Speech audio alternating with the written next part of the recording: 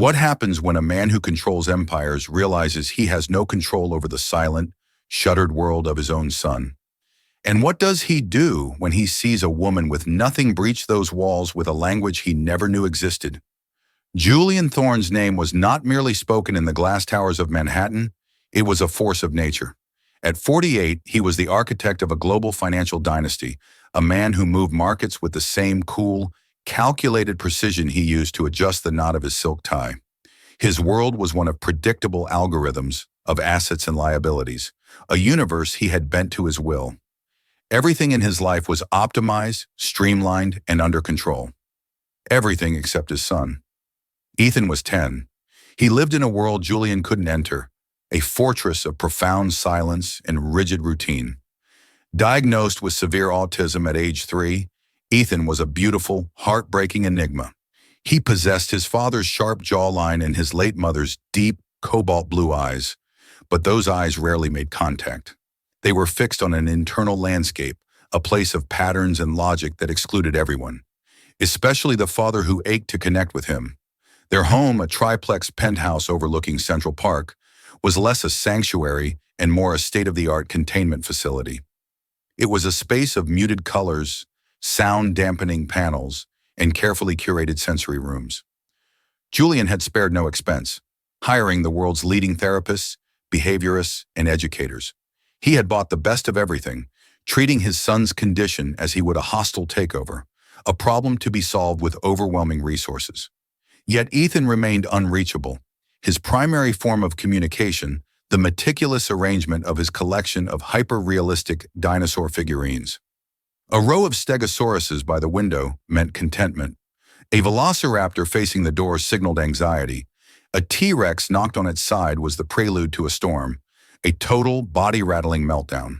The loss of his wife, Amelia, to a sudden illness 5 years prior had been a catastrophic system failure in Julian's orderly world.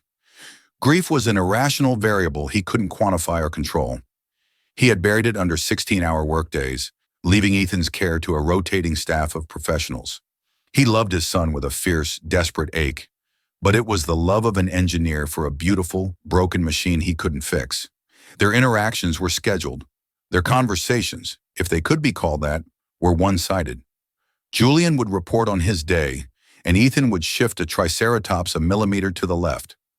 On this particular Thursday, the system failed again.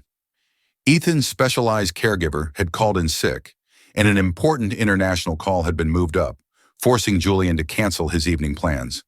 He found himself in the unnerving position of being alone with his son for an unplanned dinner. The penthouse kitchen, a gleaming expanse of stainless steel and marble, was intimidatingly silent. The private chef had the night off. "Ethan," Julian announced, his voice too loud in the quiet room, "we will be dining out." Ethan, seated on the floor, did not look up. He was creating a complex Cretaceous-era scene, his small fingers moving with intense focus. The Spinosaurus, his current favorite, was placed at the center. It meant the world was, for now, in a state of fragile equilibrium. Julian chose Aura, a restaurant lauded for its Michelin stars and its stark, minimalist decor. It was the kind of place he favored: clean lines, hushed tones, impeccable service. It was, he would later realize with a shudder of self-loathing, the worst possible choice. The drive was a silent void, filled only by the hum of the Maybach's engine.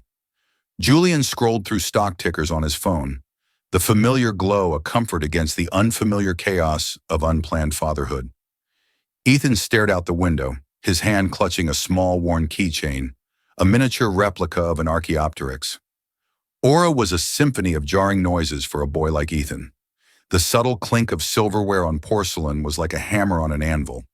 The low murmur of conversation was a wall of static. The brilliant, artistic lighting fixtures hanging from the ceiling were like interrogators' lamps. They were seated at a small, isolated table. Julian, ever the commander, ordered for both of them, a seared Chilean sea bass for himself and a simple grilled chicken breast with steamed vegetables for Ethan, a safe meal approved by his dietitians. The disaster began almost immediately. The waiter, a young man with too much cologne, placed the plate in front of Ethan with a flourish. The scent, combined with the unexpected proximity, was the first crack in the dam. Ethan flinched, his body going rigid. He stared at the plate. The chicken was touching the carrots. The carrots were touching the broccoli. The carefully constructed order of his world had been violated. His breathing grew shallow. He began to rock, a low hum emanating from deep in his chest. Julian felt a hot surge of public-facing shame. "Ethan, eat," he commanded in a low, tense whisper, his eyes darting around to see who was watching. "It's just chicken." But it wasn't just chicken. It was an invasion. It was chaos on a plate. The hum grew louder, escalating in pitch. Ethan's small hands flew up to his ears, and he squeezed his eyes shut, trying to block out the overwhelming sensory assault. The T-Rex was on its side. The storm was coming. "I need some quiet," he managed to whisper, the words tight and strained. "There's nothing I can do about that right now," Julian snapped, his patience, always a finite resource, completely depleted. "Just eat the food and we can go." He was focused on managing the situation, on containing the fallout, not on the terrified little boy who was drowning beside him. He didn't see the tears forming in the corners of his son's tightly shut eyes. He didn't see the sheer panic on his face, but someone else did. From across the room, Maya Alvarez was polishing wine glasses, her movements efficient and practiced. At 26, she carried a weariness in her shoulders that didn't match the bright, intelligent spark in her amber eyes. She was working a double, trying to save enough to cover her younger brother's tuition for a specialized trade school and keep their landlord at bay for one more month. Maya noticed everything. It was her survival skill. She could read the tension in a couple's shoulders, the hidden celebration in a quiet family's eyes. She had seen the man and the boy walk in. She saw the father's expensive suit and the aura of impenetrable authority that clung to him. She saw the boy, lost and fragile, clutching a dinosaur keychain as if it were a lifeline. She saw the food arrive, and she recognized the signs instantly: the rigid posture, the hands over the ears, the low, desperate hum. It was a language she knew by heart. She watched the father's cold impatience. She saw his embarrassment. Her heart didn't just ache for the boy. It burned with a fierce, protective anger. She knew this scene. She had lived a version of it 1,000 times with her own brother, Leo. Ignoring the restaurant's strict protocol about fraternizing with guests, she put down her polishing cloth, took a steadying breath, and began to walk toward their table. She was no longer a waitress. She was an ambassador from another world, one that understood. Maya approached the table with a quiet, deliberate calm, creating a small bubble of peace in the chaotic restaurant. She completely ignored the thunderous look on Julian Thorne's face as he prepared to dismiss her. Her entire being was focused on the small, trembling boy in the chair. She didn't stand over him. Instead, she knelt, bringing her face level with his, entering his space without invading it. Her voice, when she spoke, was barely above a whisper, a stark contrast to the clatter around them. "Hello there," she said softly, her eyes on the Archaeopteryx keychain dangling from Ethan's hand. "He's a magnificent flyer, one of the first true birds. Did you know his name means ancient wing?" Ethan's rocking faltered for a second. The hum quieted. He had expected a command, a scolding. He had not expected someone to speak the language of his world. Julian finally found his voice, a low growl of annoyance. "Excuse me, we don't require anything. Please return to your station." He was a man accustomed to his orders being obeyed without question. Maya met his icy glare for a brief moment, a flicker of defiance in her eyes, but her response was for Ethan. "I think your Archaeopteryx is looking for a safe place to land," she continued, her voice gentle and even. "This place is very loud. Too many strange smells. Not a good place for a dinosaur from the Jurassic period." She slowly reached into her apron pocket and pulled out a small, smooth gray stone she always carried. A worry stone. "My brother Leo says this is a meteorite. It's from a quiet place, far away from here. It helps him when the world gets too bright." She placed the stone on the table, not too close to Ethan, but within his line of sight. Ethan's hands slowly lowered from his ears. He risked a sideways glance at her, his blue eyes wide with a mixture of fear and profound curiosity. He saw no pity in her face, only a calm, steady understanding. "What do you think you're doing?" Julian hissed, his fury mounting. "He has a condition. You are making it worse." "With all due respect, sir," Maya said, her gaze still on Ethan. Your world is making it worse right now? I'm just trying to offer him a map to a quieter one. She then did something extraordinary. She turned her attention back to the keychain. She subtly crooked her fingers, mimicking the small claws of the dinosaur. She made a soft, clicking sound with her tongue, a sound she had perfected with her brother. It was a call, a greeting in a language only they understood. A miracle happened.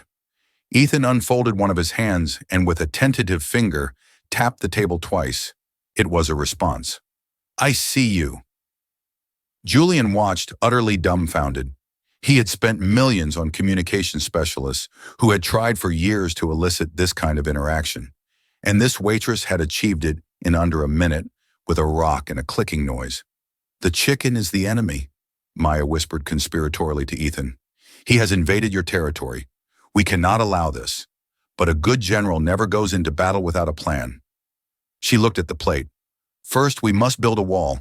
The broccoli are excellent for fortifications. With a clean fork, she gently moved the pieces of broccoli, creating a green barrier between the chicken and the carrots. There, the territories are secure. She then pointed the fork at the chicken. This is the target, but he is too large for a frontal assault. We must divide his forces. She guided Ethan's hand to his own fork, her touch light and unthreatening. Your fork is a stegosaurus, very strong. He can hold the enemy in place. Then she guided his other hand to the knife.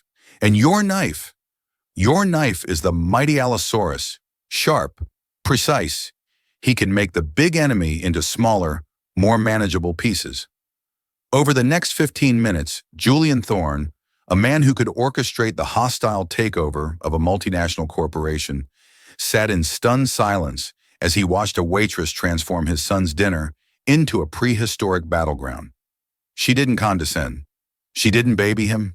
She entered his world completely, using his passion as a bridge. She gave him narration, a purpose. The anxiety that had radiated from him in crippling waves began to dissipate, replaced by a quiet, intense focus. Ethan, guided by her soft instructions, cut a piece of chicken. He ate it, then another.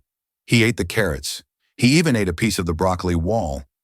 And then, when he had vanquished the final piece of chicken, Maya leaned in. General Ethan, she whispered, her eyes twinkling. The field is clear. The territory has been reclaimed. The Allosaurus is victorious and very full. A sound escaped Ethan's lips. It was not a hum. It was not a word. It was a small, breathy chuckle that blossomed into a full, genuine laugh. It was the sound of pure, unadulterated joy. The sound struck Julian Thorne like a physical blow. It was a sound he hadn't heard in 5 years, not since Amelia was alive. It was a sound he thought he might never hear again. It echoed in the sterile, expensive restaurant, more beautiful than any symphony. His throat tightened. The icy fortress he had built around his heart didn't just melt, it shattered into a million pieces. When the meal was over, Maya gently wiped a small smudge from Ethan's chin with a napkin. Victory is clean, she said with a smile. She stood up, her professionalism returning as she prepared to clear the plates. Julian finally found his voice, though it was rough and unfamiliar. Wait! He reached for his black Amex card. Whatever you want.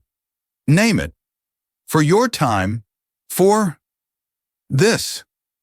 Maya looked at the credit card, then back at Julian's face, which was a mess of confusion, awe, and raw emotion. A sad, knowing look crossed her face. She gently pushed his hand away. Sir, you can't buy this, she said softly. It's not for sale. Seeing him laugh, that's the only payment I need. She gave a small, warm smile to Ethan. It was an honor serving with you, General. And with that, she turned and walked away, disappearing toward the kitchen. Julian sat there, the useless piece of plastic in his hand, feeling like the biggest fool in the world. He had just witnessed something profound, something priceless, and his first brutish instinct was to assign it a monetary value. He looked at his son, who was sitting straighter, his hands resting calmly on the table, a faint, happy smile still on his lips. For the first time in a very long time, the silence between them wasn't an empty chasm. It was filled with the echo of a laugh. Julian Thorne had a problem that couldn't be solved with money or power. He had just met the solution, and she had just refused to be bought. This was a new kind of negotiation, and for the first time in his adult life, he had no idea what his next move should be. The next morning, the formidable apparatus of Thorne Global Investments was redirected to a single, unprecedented target: Maya Alvarez.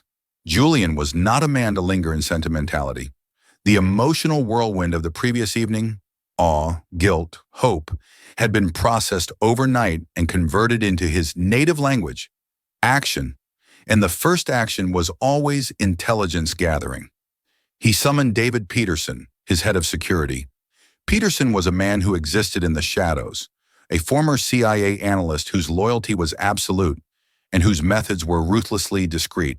He handled everything from vetting multi-billion-dollar acquisition targets to ensuring Julian's private life remained impenetrable. They met in Julian's home office, a cathedral of smoked glass and dark mahogany that offered a god's-eye view of the city below. "I have a name," Julian said, forgoing any preamble as he stared out at the sprawling metropolis. "Maya Alvarez, a waitress at Aura." Peterson, standing like a statue by the polished desk, made a note in a small leather-bound book. His face betrayed nothing. This was, for him, just another data point. "I want to know everything," Julian continued, his voice hard. "Not a standard background check. I want a portrait. Where she lives, family, financial status, debts, income, where every dollar goes. Education, employment history, her brother, Leo. What's his story? I want to know her dreams, her fears, what she sacrificed and why. I want to understand what makes a person like that." He turned, his gaze sharp and intense. "But you will be a ghost, Peterson. No ripples. She must never know she is being observed. Is that understood?" "Perfectly, Mr. Thorne," Peterson replied, his voice a dry rustle. "Discretion is paramount. I'll need 72 hours for a deep profile." For the next 3 days, Peterson's network of unseen experts went to work, meticulously piecing together the life of Maya Alvarez. They didn't hack bank accounts or install listening devices. Julian's code of conduct, while ruthless in business, drew a hard line at illegalities in his personal affairs. Peterson's team were masters of the open source, of digital archaeology, and of conversations held under carefully constructed pretexts with former teachers, neighbors, and colleagues. The file that Peterson placed on Julian's desk 3 days later was thin, but its contents were heavy. Subject: Alvarez, Maya Isabel. Age: 26. Address: 3rd floor apartment, Sunnyside, Queens. 2-bedroom. Rent: $2,400 a month. Currently 3 weeks behind. Financials: checking account, $214 7-year savings account, $45. Credit card debt, $9,150 consolidated. Student loan debt, deferred, $32,000. Family: mother Elena Alvarez, deceased 4 years ago, hit-and-run driver never found. Father, estranged, 1 sibling, Leo Alvarez, age 20. Education: enrolled at Columbia University, School of General Studies, majoring in child psychology. Maintained a 3.9 GPA for 2 years. Withdrew 3 years ago. Reason: siblings' needs required her to seek full-time employment. Employment: waitress at Aura, 18 months. Prior, various service jobs. Consistently noted as reliable, hardworking, empathetic. Sibling profile: Leonardo Alvarez. Diagnosed with moderate autism spectrum disorder. Attends a specialized vocational program for young adults, focusing on graphic design, his primary passion. Program tuition, $1,200 a month. Maya is the sole source of payment. He is largely unaware of the financial strain this places on her. Notable information: majority of credit card debt is from legal fees incurred attempting to find the driver responsible for their mother's death. She volunteers on her 1 day off per week at a local community center, helping children on the spectrum use art as a communication tool. A search of her withdrawn university library records shows extensive borrowing on paleontology and nonverbal communication theory. Julian read the report, then read it again. The sterile, bullet-pointed facts painted a picture of a life defined by relentless sacrifice and quiet heroism. She wasn't just working to survive. She was working to ensure her brother could thrive. She hadn't just stumbled upon a trick to calm his son. She had educated herself, dedicated herself, and honed an expertise born of love and necessity. The detail about the paleontology book struck him. It hadn't been a lucky guess. It was research. It was empathy backed by intellect. He thought of the moment she had refused his card. He saw it now not as an act of pride, but as a profound statement of value.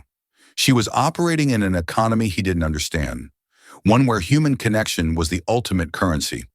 He had offered her paper, and she had rejected it because the transaction had already been completed in a currency of shared joy. He closed the file. The intelligence had answered his questions, but it had also laid his own failings bare. He, with infinite resources, had treated his son as a problem. She, with nothing, had treated a stranger's son as a person. The path forward was clear. This couldn't be an act of charity. Her profile screamed that she would reject it. It had to be a proposition, a deal that served both their needs. He needed her expertise, her humanity. She needed financial liberation. He picked up the phone and dialed the main number for Aura. He didn't ask for a table. He asked to speak to the general manager. It was time to make an offer. The humidity of a New York summer evening felt like a heavy blanket as Maya walked home from the subway station. Every muscle ached. A table of businessmen had been condescending and cheap, leaving a tip that was an insult. The late notice from her landlord was tucked in her pocket, its sharp edges a constant, pressing reminder of her precarity. Yet amidst the exhaustion and anxiety, the memory of the boy with the dinosaur keychain was a small, bright light. She remembered the astonishing musical sound of his laugh. In that single moment, she had felt more purpose than in 1,000 nights of taking orders and refilling glasses. It was a feeling she desperately missed, the feeling of making a real difference.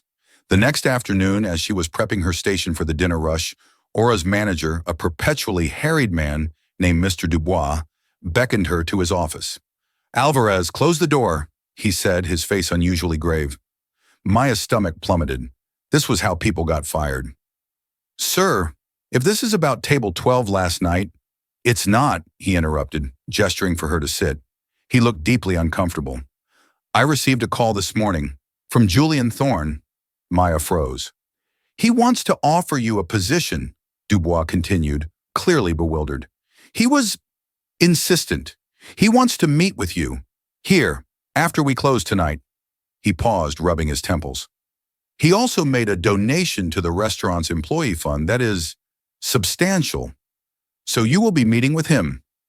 The rest of her shift passed in a blur of surreal detachment. At 11:30 p.m., after the last customer had left and the staff was cleaning up, the gleaming Maybach slid to a stop in front of the restaurant. Julian Thorne stepped out, not in his usual bespoke suit, but in tailored slacks and a dark cashmere sweater. He looked less like a titan of industry and more like a man on a deeply serious mission. He walked into the empty restaurant, the sound of his footsteps echoing on the polished floor. Dubois scurried away, leaving them alone. They sat at the same table from the other night. "Ms. Alvarez," Julian began, his voice devoid of its earlier arrogance. It was measured, direct. "I apologize for the unconventional nature of this meeting. I am not a man who excels at subtlety." "Mr. Thorne," Maya replied, her hands clasped tightly in her lap. "I'm not sure what this is about." "It's about my son," he said simply. "It's about what you did for him. I have spent a fortune on the supposed best minds in child neurology and behavioral science. They have given me methodologies, data charts, and progress reports. In 10 minutes, you gave my son a moment of joy. You gave him a victory. You gave me my son's laughter. That is a result I cannot ignore." He leaned forward, his eyes intense. "I've reviewed your background. I know about your brother. I know about Colombia. I know that you are not just a kind person. You are an expert, albeit one without a formal diploma. Your expertise was earned through life, not a lecture hall." Maya felt a flush of violation, then a strange sense of relief. At least he knew. He wasn't acting on a whim. "I want to offer you a job," he stated. "I want you to be Ethan's advocate, his translator. I want you to work with him every day. I want you to continue what you started here. building a bridge into his world, using his interests as the foundation. Your sole responsibility would be his engagement and well-being. He slid a leather portfolio across the table. This is a formal offer. It includes a salary that will resolve your financial difficulties. It includes a comprehensive benefits package. It also includes the full funding of a private trust to cover your brother's care and education for the rest of his life, and a separate fund for you to complete your degree at Columbia, should you choose to return. Maya stared at the portfolio, her mind reeling. It was not a lifeline, it was a whole new ship. It was an escape from the crushing gravity of her life. It was freedom. It was everything she had ever wanted. But a deep, instinctual caution held her back. This world of unimaginable wealth was a foreign country with different rules. "Why?" she asked, her voice quiet but steady. "Why me? You could hire a team of PhDs for this price." "Because I have," Julian said, a hint of his old frustration creeping in. "They all see Ethan as a diagnosis, a collection of symptoms to be managed. You saw a little boy who loves dinosaurs who was scared. Your qualification, Miss Alvarez, is not on your resume. It's in your approach. It's something I can't buy anywhere else. Believe me, I've tried." She looked at the portfolio, then into his eyes.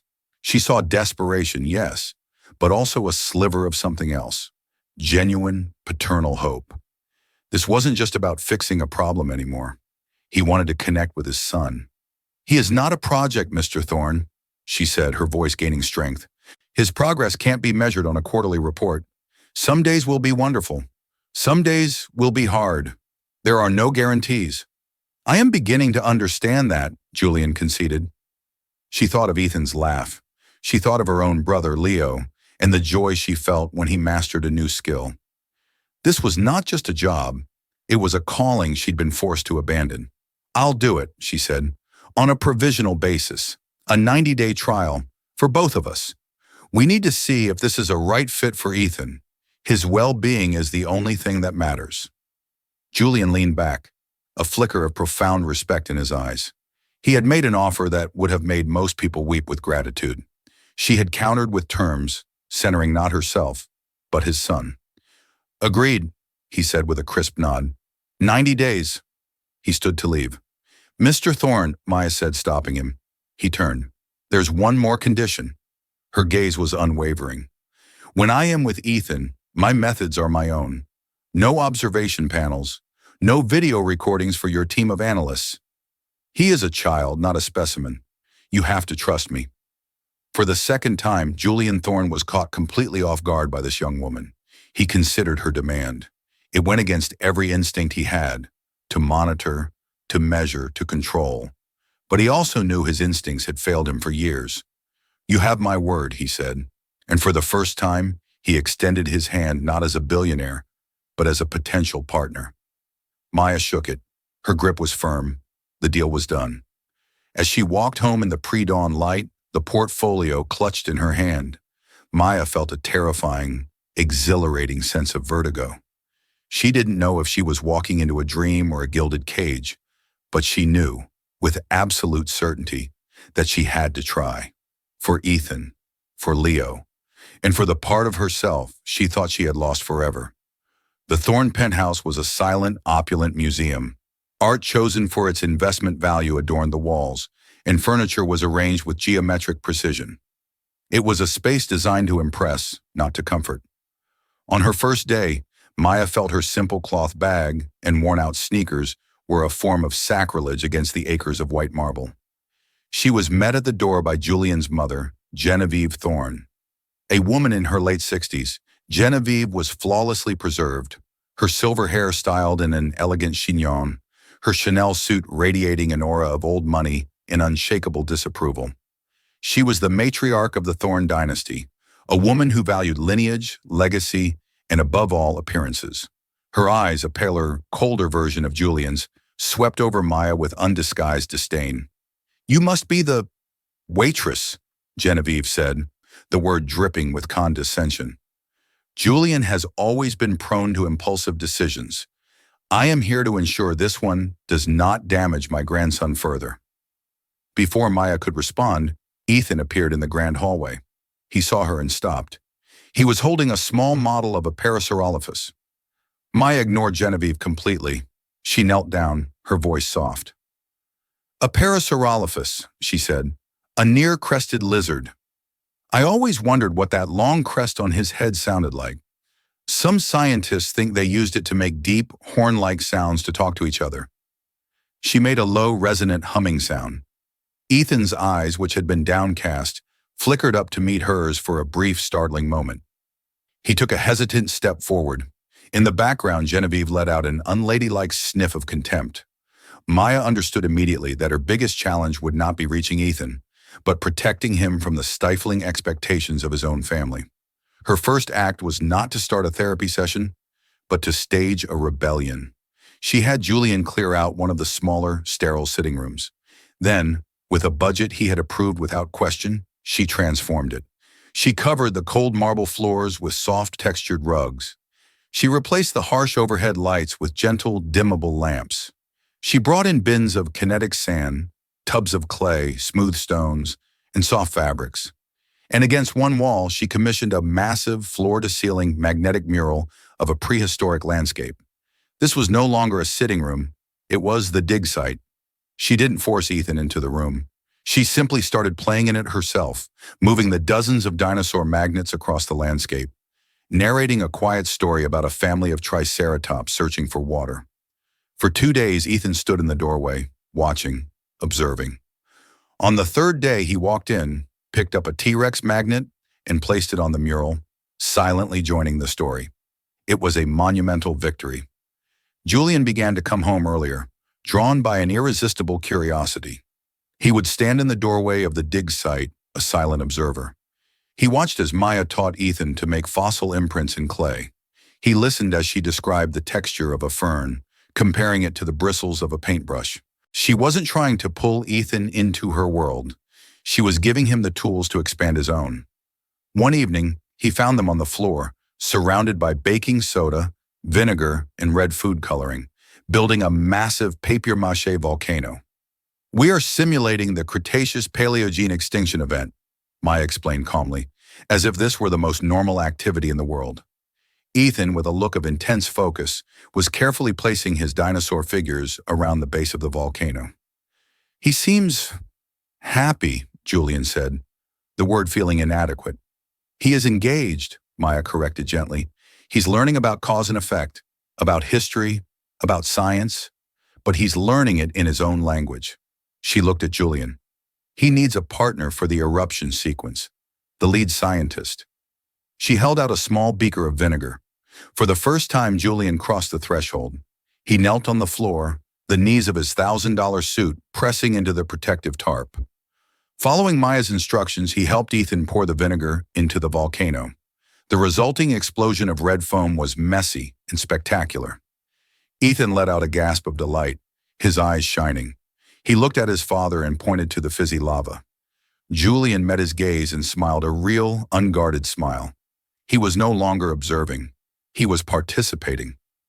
The penthouse began to change. Clay fossils appeared on side tables. The sound of laughter sometimes echoed in the halls. But Genevieve Thorne saw these changes not as signs of healing, but as a desecration of her family's dignity. She saw Maya as a charlatan, a common girl who was indulging Ethan's unhealthy obsessions instead of preparing him for a life as a thorn. A thorn did not play on the floor with clay. A thorn endowed museums. Genevieve began her campaign of insidious warfare. She would make comments in Julian's hearing. Is it really wise to encourage these fantasies? The real world won't be so accommodating. She would question Maya's expenses. Goodness, another order of art supplies? One wonders where it all goes. She tried to reassert control, scheduling appointments with a new Swiss clinic that promised a behavioral reset for children like Ethan, an idea Julian immediately vetoed, much to her fury. The conflict came to a head at the Thorne family's annual charity gala, a lavish event held at the Metropolitan Museum of Art. Genevieve had insisted that Julian attend, and for the first time, she argued that Ethan should make an appearance. He is 10 years old, she had argued. He must begin to learn how to exist in our world. A brief, controlled appearance. Julian, against his better judgment and Maya's strenuous, private objections, relented. He thought perhaps his mother was right. Perhaps it was time. It was a catastrophic miscalculation. The gala was aura magnified 1,000 times. The crush of people, the cacophony of the orchestra, the flashing cameras of the press. It was a sensory minefield. Ethan, dressed in an agonizingly uncomfortable tuxedo, lasted less than 10 minutes before the inevitable happened. The meltdown was severe, a vortex of terror and sound that drew the horrified stares of New York's high society. Julian, reverting to his old self, was mortified, his face a mask of cold fury and public shame. He whisked Ethan away, leaving a wake of whispers and pitying looks. The drive home was thick with a toxic silence. The moment they entered the penthouse, Genevieve, who had followed in her own car, rounded on Julian. Maya, who had been waiting anxiously, stood near the doorway, her heart breaking for Ethan, who was trembling in his father's arms. "You see," Genevieve's voice was a venomous hiss. "You see what her methods have wrought. You have indulged this circus, and this is the result. He is more feral, more out of control than ever. He is an embarrassment to the Thorne name." "Mother, that's enough," Julian said, his voice strained. "It is not enough," she shrieked, her composure finally cracking. She turned her full fury on Maya. You have done this. You filled his head with nonsense about dinosaurs and volcanoes, encouraging his freakishness. You are not helping him. You are trapping him in his little fantasy world because it's the only thing your simple mind can comprehend. You are a parasite clinging to my family, poisoning my grandson against his own blood." "Mrs. Thorne," Maya began, her voice shaking but firm, "Ethan is not an embarrassment. He is a child who was terrified. He was put in an impossible situation." "You will not speak to me," Genevieve spat. "You are a hired hand, a glorified babysitter who has wormed her way into my son's confidence. I have had my lawyers look into you, Miss Alvarez. I know all about your debts, your pitiful little life. You are one step away from the gutter, and you dare to tell me about my own grandson? You are fired. Get your things and get out of this house." Julian stood frozen, the old world of his mother's expectations and the new world of his son's happiness warring within him. He felt the weight of public shame, the sting of his mother's words resonating with his deepest fears. Was she right? Had he been fooling himself? But then something happened that changed everything. Ethan, who had buried his face in his father's shoulder, turned his head. He looked directly at his grandmother, his blue eyes clear and blazing with an emotion no one had ever seen from him before. Rage. He had been nonverbal for the entire terrifying evening, but now he spoke. The words were quiet, but they cut through the tension in the room like a shard of glass. "You," he said, his voice raspy. He pointed a small, trembling finger at Genevieve. "You are the asteroid." Genevieve stared, speechless. Ethan took a shaky breath and continued, his voice growing stronger. He was using the narrative he and Maya had built together, the only language that made sense to him in a moment of extreme stress. "The air is bad here, too loud, too bright. You made the loud noise. You are the KT extinction." He looked at Maya, his eyes pleading. Then he looked back at his grandmother. "Go away," he said, his voice full of a sudden, shocking authority. "You are making my world end. Maya makes it safe." The room fell into a profound silence. Genevieve's face was a mask of utter horror, not at the insult, but at the undeniable proof of Maya's influence. Ethan hadn't just spoken. He had articulated his feelings, his fear, and his needs using a complex metaphor. He had defended Maya. He had defended himself. It was the most astonishing breakthrough anyone had ever witnessed. Julian looked down at his son, then at Maya, whose face was streaked with tears, not of hurt, but of overwhelming pride. Then he looked at his mother, and for the first time, he saw her not as his matriarch, but as the asteroid, the force of destruction, the voice of fear and shame that had kept him and his son trapped in a cold, silent world for years. The war within him was over. The choice was made. He gently set Ethan down, urging him toward Maya, who immediately knelt and wrapped him in a protective hug. Julian then turned to face his mother, His expression transformed into something she had never seen directed at her: cold, absolute finality. "You heard my son," he said, his voice dangerously quiet. "You are making his world end. You have confused the Thorn name with your own vanity for the last time. Your presence in this house and in our lives is the true source of damage." He walked to the grand entryway and opened the door. "Get out!" "Julian!" she gasped, aghast. "I am your mother." "And I am his father," Julian countered, his voice like steel. "My primary responsibility is to him, not to your social standing or your twisted sense of legacy. You have just threatened the single best thing to happen to this family since his mother died. You will not be given a second chance to do so." He gestured to the open door. "Now." Genevieve stared at him, her face contorted with rage and disbelief. She shot a look of pure hatred at Maya, who was whispering softly to Ethan, calming his ragged breaths. Defeated, the matriarch turned and swept out of the penthouse, the closing of the door echoing like a gavel. Julian was left in the sudden, deafening quiet, his heart pounding. He looked at Maya and his son, huddled together in a small island of safety. He had finally vanquished the dragon of his past, but the work of rebuilding his kingdom had just begun. He had not just fired his mother, he had chosen a new future, and he knew, with a certainty that settled deep in his bones, that he could not build it alone. The silence that followed Genevieve's departure was not empty. It was filled with the shuddering breaths of a little boy coming down from a traumatic ordeal. Maya held Ethan, rocking him gently, murmuring soft assurances, her focus entirely on him. Julian watched them, a tide of shame and regret washing over him. He had put them both in the line of fire. He had failed to protect his son, and he had allowed the woman who was healing him to be viciously attacked in his own home. "I am sorry," he said, the words feeling pitifully inadequate. "Maya, there's no excuse. I never should have allowed this to happen." Maya looked up, her eyes exhausted but clear. "It's not your fault, Julian. You were trying to bridge two worlds. It's a hard thing to do." She stroked Ethan's hair. "He was so brave." "He was," Julian agreed, his voice thick with emotion. "He used his voice. He used your language to do it." He took a hesitant step closer. "Thank you for giving him that." That night marked a profound shift. The penthouse was no longer a battleground between past and future. With Genevieve's toxic influence excised, a new, quieter dynamic began to form.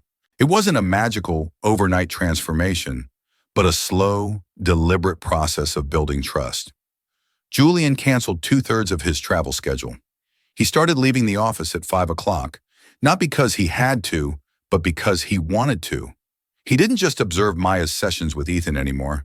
He became her student. He learned to listen to the silence. He learned the difference between a contented hum and an anxious one. He learned that arranging dinosaurs wasn't a pointless tick, but a form of poetry, a way for his son to narrate a world he couldn't speak. He learned to get down on the floor, to not be afraid of the mess, to value the process over the product. One afternoon, Maya found him alone in the dig site, staring at the massive prehistoric mural. "He asked me a question today," Julian said quietly, not turning around. He pointed to the T-Rex, and then to himself, and then to the Diplodocus, and to me. He wanted to know if we were different species. "What did you tell him?" Maya asked softly. "I told him we were," Julian admitted, a painful honesty in his voice. "I told him for a long time I was a Diplodocus, a slow-moving herbivore who only knew how to eat the leaves in front of him. And he was a T-Rex, powerful and complex, and frankly, a little terrifying to the Diplodocus. I told him I was sorry it took me so long to learn his language." He finally turned to face her, his eyes glistening. He just nodded, and for the first time, he put the T-Rex magnet right next to the Diplodocus. They're sharing a tree. It was a confession and an apology, a landmark of how far he had come. He saw his son not as a lesser version of himself, but as someone different and magnificent in his own right. The provisional 90-day period came and went without mention. Maya had become an essential part of the family's ecosystem. The financial arrangement Julian had made was life-altering for her. With the trust funding Leo's tuition and care, a tremendous weight had been lifted. She enrolled in night classes at Columbia, chipping away at the degree she had abandoned. But her work with Ethan was her anchor, her true calling. Julian, seeing her passion and her innate talent, realized her role needed to evolve beyond that of a companion. One evening, he presented her with a new proposal. The Thorne Foundation has always focused on medical research and the arts. My wife's passions, he explained, sliding a thick portfolio across his desk. I'm retasking it. I'm creating a new division dedicated to funding and developing non-traditional, passion-based learning methodologies for children on the spectrum. I want you to run it. Maya was speechless. Julian, I don't have a PhD. I don't have the qualifications. You have the only qualification that matters? You have results, he interrupted firmly. You can hire the PhDs. You can guide the research. You will build a team of people who think like you do, who see the child before the diagnosis. The Sarah Evans grant at RISD from the original transcript is a good idea, but I want to do more. We'll create the Alvarez Institute. Your name, your vision. It was a staggering offer, a chance to take her intimate, personal knowledge and scale it to help thousands of children like Ethan, like her brother Leo. It was a purpose beyond anything she had ever dared to dream. The journey wasn't without its challenges. There were still difficult days. They had to navigate the complexities of finding a school that would nurture Ethan's unique mind, rather than try to force it into a conventional box. They faced judgment from some of Julian's old social circle and the occasional bitter missive from the exiled Genevieve. But now they faced it together.